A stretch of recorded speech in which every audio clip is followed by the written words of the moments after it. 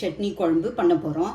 அதுக்கு தேங்காய் அவசரத்துக்கு உடனே அரைக்கணுன்னா இதை செய்யலாம். தேங்காய் ஒரு 2 பெத்தை, ஒரு 2 ஸ்பூனு உடச்சக்கல்ல, சோம்பு தாளிக்க, மஞ்சத்தூள், பச்சை மிளகா, இஞ்சி, பட்டை, லவங்கம், வெங்காயம், தக்காளி, பச்சை மிளகா 2 கீரி, 2 அரைச்சிக்கணும், 2 கீரி வச்சுக்கணும், கொஞ்சம் உப்பு. இவ்வளோ தான் இதுக்கு தேவை. இது இப்போ அரைக்கிற பொருளுங்க: தேங்காய், உடச்சக்கல்ல, 2 பச்சை மிளகா, ஒரு துண்டு இஞ்சி, பட்டை, 3 லவங்கம், ஒரு பட்டை, 3 லவங்கம். இதை அரைச்சிட்டு வந்துடலாம். இப்போ நம்ம இதை தேங்காய், உடச்சக்கல்ல, பச்சை மிளகாய் எல்லாம் இப்படி திக்காக அரைச்சிட்டு வந்துடணும். ரொம்ப மைய அரைக்கக்கூடாது. இது பாருங்க, லைட்டாக குறைன்னு அரைச்சின்னு வச்சிடலாம். வச்சுட்டு இப்போ எப்படி தாளிக்கிறதுன்னு பார்க்குறேன். கேஸ் ஆன் பண்ணி ஒரு கடாய் வச்சுட்டோம். நம்ம இதில் 2 ஸ்பூன் எண்ணெய் விட்டுட்டு சோம்பு, கொஞ்சமாக சோம்பு போட்டுக்கலாம். சோம்பு பொரியட்டும். சோம்பு பொரிஞ்சிடுச்சு. இப்போ ஒரு வெங்காயம் பொடியை அரிஞ்சு வச்சுருக்கோம், அதை போட்டுக்கலாம். போட்டுக்கணும். அது மேலேயே 2 பச்சை மிளகா, சின்ன பச்சை மிளகாவை போட்டுங்க. எண்ணெய் அரைக்கிறப்பவும் 2 பச்சை மிளகா போட்டு அரைச்சிருக்கோம். உங்களுக்கு காரம் வேணும்னா ஒரு 3-4 பச்சை மிளகா கூட போட்டு நீங்கள் அரைச்சிக்கலாம். காரம் கம்மியாக சாப்பிட்றவங்களா இருந்தால் 2 பச்சை மிளகா அரைக்கவும், 2 பச்சை மிளகா இதில் வதக்கவும் போட்டுங்க.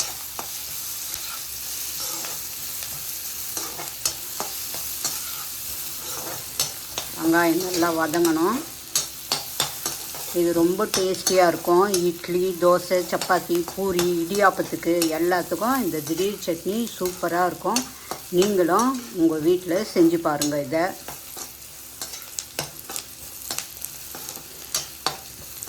வதங்கிச்சு. இப்போது தக்காளி இதில் போட்டுடலாம். தக்காளியும் போட்டு வெங்காயமும் தக்காளியும் வதங்கணும். மீடியம் ஃப்ளேமில் வச்சே பண்ணுங்கள்.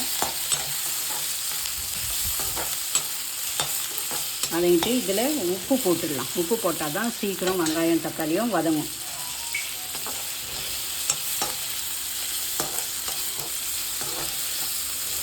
நல்லா தக்காளி குழைய வதங்கணும். இதுக்கு ஏன் திடீர் சட்னின்னு வச்சோன்னா இது குழம்பு மாதிரியும் இருக்கும், இது சட்னி மாதிரியும் இருக்கும். அதனால தான் இதுக்கு திடீர் சட்னின்னு வச்சோம். உங்களுக்கு இந்த குழம்பு எங்கே ஃபேமஸ்ன்னு தெரிஞ்சதுன்னா எங்களுக்கும் சொல்லுங்கள். இப்போது இது நல்லா வதங்கிச்சு. இதில் நம்ம மஞ்சத்தூளை போட்டுக்கலாம். மஞ்சத்தூளை போட்டுக்கிட்டு இந்த அரைச்சி வச்சுன்னு வந்துருக்கோம் இல்லைங்களா, உடச்சக்கல்ல, தேங்காய், பச்சை மிளகாய் எல்லாம், இஞ்சி எல்லாம், அதை இதில் வழித்து ஊற்றிக்கலாம். ஊற்றிட்டு இந்த மிக்ஸி ஜார்லேயே தண்ணியை ஊற்றி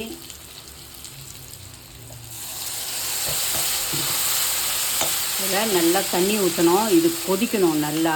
அதனால் ஒரு 4 டம்ளர் தண்ணிக்கு இதில் ஊற்றிடுங்க. ஊற்றி அது நல்லா பச்சை வாசனைலாம் போய் கொதித்து வரணும். அப்போ தான் இது டேஸ்டான சட்னி குழம்பாக இருக்கும். இப்போ குழம்பு, இந்த சட்னி குழம்பு ரெடி ஆயிடுச்சு. இதை நீங்கள் தோசை, இட்லி எல்லாத்துக்கூட வச்சு பரிமாறலாம். இப்போது இந்த திடீர் சட்னி குழம்பு தோசையோடு பரிமாறுங்க. ரொம்ப டேஸ்ட்டாகவும் வாசனையாகவும் நல்ல சூப்பராக இருக்கும் இது.